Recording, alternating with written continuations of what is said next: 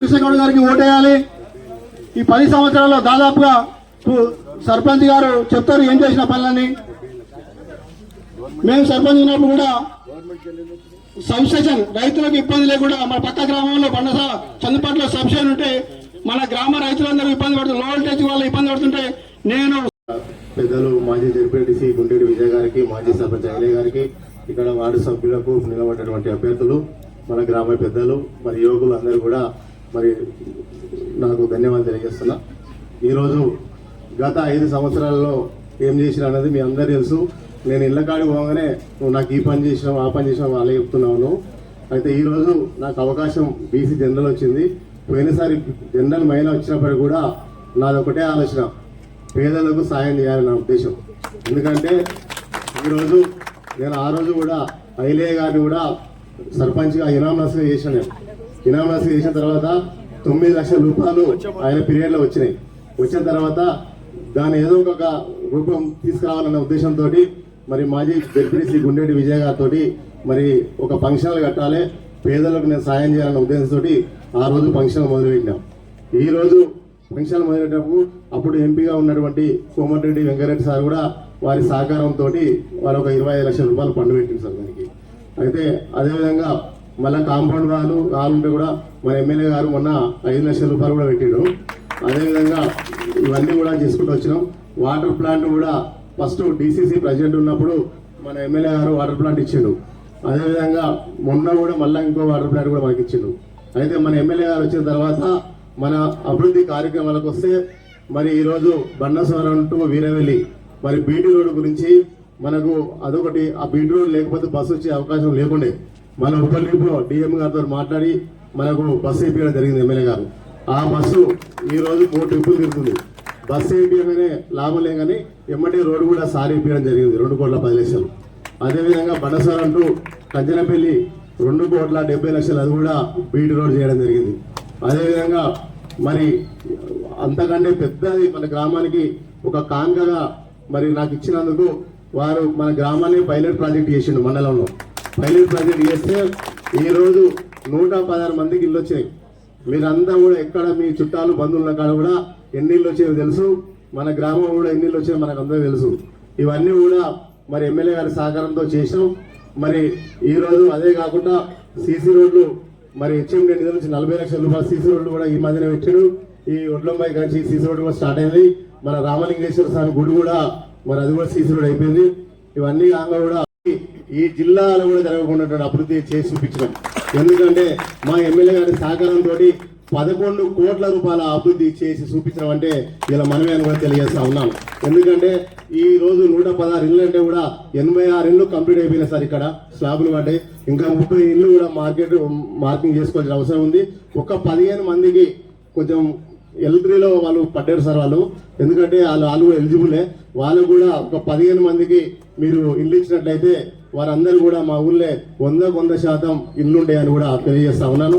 ఇదే విధంగా అన్నిటికంటే ముఖ్య నా ఉద్దేశం ఏంటంటే మన గ్రామానికి ఇక్కడ గౌస్ నగర్ కానీ మరి ఇక్కడ చుట్టుముట్టు గ్రామాలలో కూడా అన్ని చెరువులు నింపే కార్యక్రమం జరిగింది. మన బండస్వరం మాత్రం నీళ్లు రాక మా రైతులు, మా రైతు కూలీలు అందరూ కూడా చాలా ఇబ్బంది పడుతున్నారు సార్. ఇక్కడ మన దగ్గర ఉన్నటువంటి దీప్తి ఓడల నుంచి కూడా మీరు పెద్ద ప్రయత్నం చేసినారు. ఆ నీళ్లు కూడా ఒక తొందరగా తీసుకొచ్చి మన గౌస్ నగర్ నుంచి నాంబాయిగుంట అదేవిధంగా మన ఆర్ఎన్గుంట, పటేల్గుంట మరి ఇవన్నీ పోతుంటే అక్కడ వీరవెల్లి దాకా పోయే పరిస్థితి ఉంది సార్. ఇక్కడ గ్రామాన్ని కూడా మా గ్రామం సస్యశ్యామల అయ్యే అవకాశం ఉంది. మీరంతా ఇవన్నీ ఎమ్మెల్యే గారికి నేను దృష్టి తీసుకొస్తున్నా. ఎందుకంటే మన గ్రామం అంటే ఎనలేని ప్రేమ అభిమానం చూపించినందుకు ఎమ్మెల్యే గారికి మరొకసారి ధన్యవాదాలు చేస్తున్నాను. నేను ఎక్కడున్నప్పుడు కూడా నా సొంతంగా ఈరోజు మరి మహిళలకు ఒక శిక్షణా కేంద్రం మహిళలకు పెడితే ఆ రోజు కూడా అప్పుడు మన ఎంపీ గారు వచ్చి దాన్ని అప్పుడు శిక్షణ కేంద్రం ప్రారంభించి అక్కడ మహిళలకు 75 కుట్టు మిషన్ ఇప్పించడం జరిగింది. ఆ తర్వాత మా కీర్తి మేడం వచ్చి కూడా మేడం మరి మా మహిళలు 75 మంది ఎవరు మేడం మరి ఎమ్మెల్యే ఎలక్షన్లకు వచ్చి మరి మహిళలకు అందరికి ఇవ్వాలి కదా, మా ఇంట్లో 350 మంది ఇండ్లు ఉన్నాయి, మనిషికి ఏదో కానుకలకు ఇవ్వాలి మేడం అంటే మా కీర్తి మేడం కూడా 100 కుట్టు మిషన్లు కూడా ఇప్పించడం జరిగింది. చదువుకున్నటువంటి పిల్లలకు 50,000 రూపాయలు నేను ఉచితంగా ఇవ్వడానికి కూడా మీ అందరికీ ముందుకు వచ్చిన. మరి మీ గ్రామం మీరు అందరూ ఆలోచించాలి, మీరందరూ అవకాశం ఇవ్వాలి. నాకు పెద్దల సహకారం ఉంది, నాకు ఎమ్మెల్యే గారి సహకారం ఉంది కాబట్టి ముందు కూడా అన్ని పనులు తీసుకొస్తా. ఇక్కడ ఉన్నటువంటి కాలువలు తీసుకొచ్చి ఈ గ్రామాన్ని సస్యశ్యామలం చేయడానికి కూడా ముందుకు వస్తున్నాం. అదే నన్ను చూసి ఈ రోజు మీరంతా ఏ ప్రచారం చేసినా ఏ రోజు కూడా ఊరు పట్టుకునే ఉన్నా నేను ఊరు ఇష్టపెట్టుకోలేదు. ఎప్పుడు అయినా ఉన్నప్పుడు కూడా రెగ్యులర్ గా ప్రతిరోజు ఊరికి వచ్చి మీ అందరి సమస్యలు తెలుసుకుంటున్నా.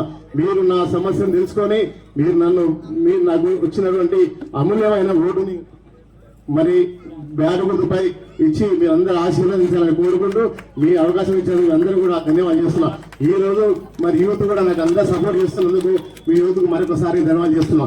మళ్ళా సార్ యూత్ కూడా మొన్న అడిగింది సార్, నాకు జిమ్ కావాలంటే ఓపెన్ జిమ్ కావాలంటే కూడా మా ఎమ్మెల్యే గారిని అడిగి నేను జిమ్ ఇప్పిస్తాను కూడా చెప్పిన. అయితే అది ఖచ్చితంగా కూడా నేను ఎలక్షన్ తర్వాత ఇస్తా. ఇవన్నీ చేస్తా ఉన్నాం, ఈ కార్యక్రమాలు ఉన్నాయి. నేను ఇన్ని వాగ్దానాలు చేసిన, ఈ వాగ్దానాలు కూడా నేను చేసిన వాగ్దానాలు మీరు అందరూ నేను ఏదో ఒకటి కూడా వదిలిపెట్టలేదు. మా ఎమ్మెల్యే గారి దగ్గర పోతే పొద్దున్న లేసి ఎప్పుడు నీదే నా సమస్య అన్నాడు.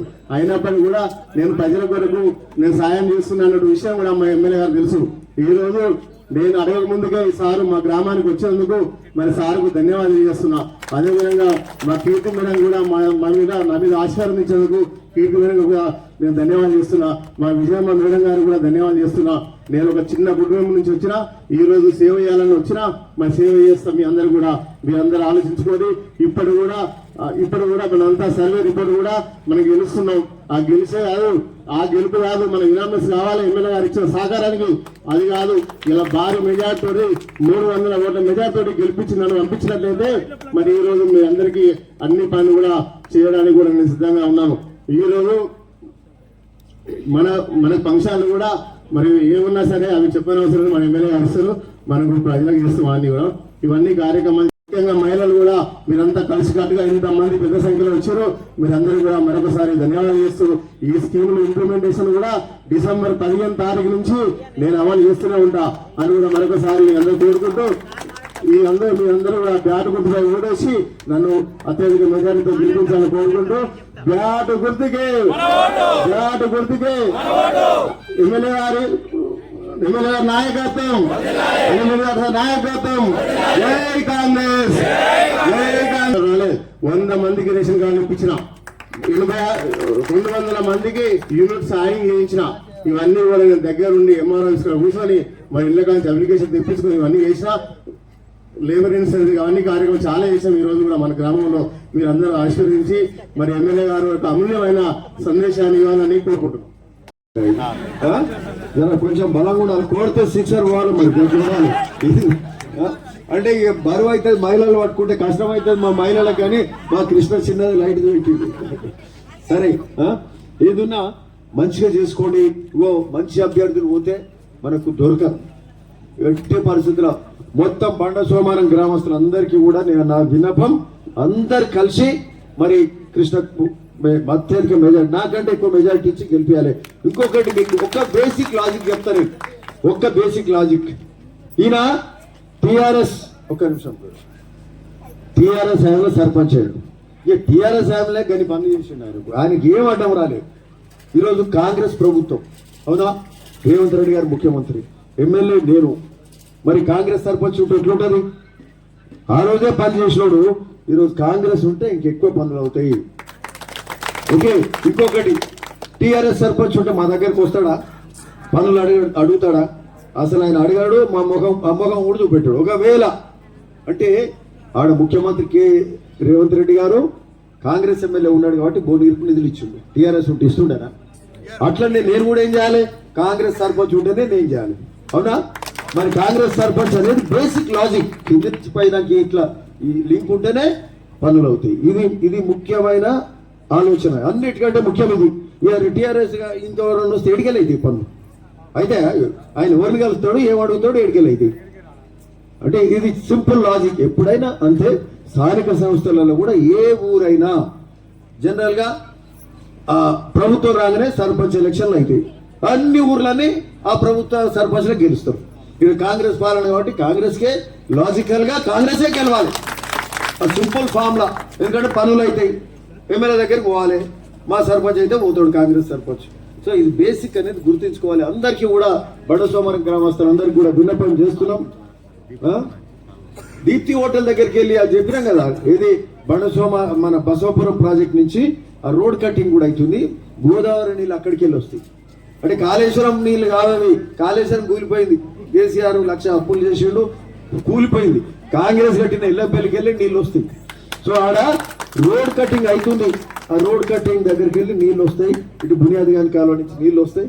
ఈ ప్రాంతం సస్యశ్యామలం చేసుకుందాం. ఎవరికి ఏం అవసరం ఉన్నా, అన్నిటికంటే ముఖ్యమైన ఎన్ని పనులు చెప్పింది కదా సార్. ఇప్పుడు నేనైతే ఆశ్చర్యపోయినా, 30,000 ఇస్తా ఎవరికైనా అన్నాడు. ఏది